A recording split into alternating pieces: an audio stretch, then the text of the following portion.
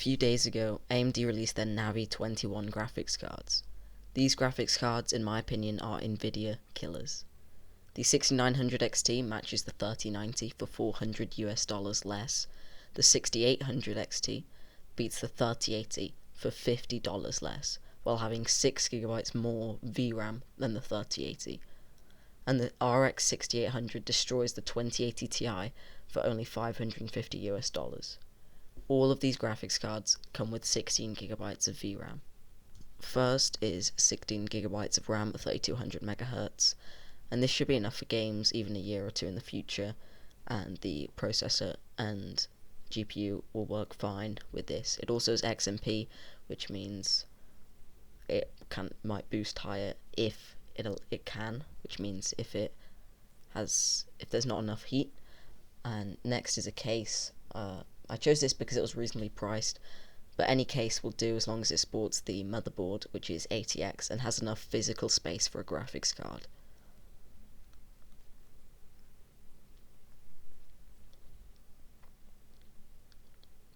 The motherboard is a B550 from Asus. This is a budget B550 motherboard that sports PCIe 4.0 and has two M.2 slots and 4 RAM slots, allowing for the 16GB of RAM to be upgraded to 32 in the future. I chose B550 because the new GPUs use PCIe 4.0, and I'm not sure if they'll be fine with PCIe 3.0. Also, B450 will support Ryzen 5000, you just need to update the BIOS. Then a 500GB M.2 NVMe SSD is next. I chose this because it was actually cheaper than any 500GB SATA SSD that I could find. And next is a 1TB hard drive to store large files. This will allow you to, say if you want something that is large, it takes up a lot of storage, but you don't want it to use up your SSD, then you could use this. Could upgrade to 2TB if you needed, or even 3 or 4. The RX 6800 is better than the 3070 and has double the amount of VRAM. And the Ryzen 5 5600 costs £230 and has much better performance than the last generation of Ryzen processors.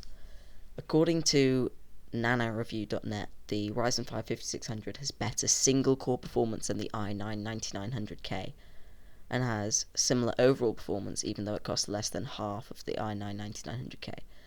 If we add up all these parts, including the new GPU and CPU, it adds to £1,121,000, which could be reduced if you didn't want so much processing power. Something like a Ryzen 3 3300X or a 3100 would be able to handle the RX 5800 in most games. When they're in stock, they're a good deal, and they come with CPU cooler. I'd recommend these CPUs, especially if you are gaming at resolutions of 1440p and above. By the way, whenever I say RX 5800, I mean 6800. I got quite confused in this video, and I can't find all the places that I've said it. So yeah, thanks for watching, and I'll see you in the next video.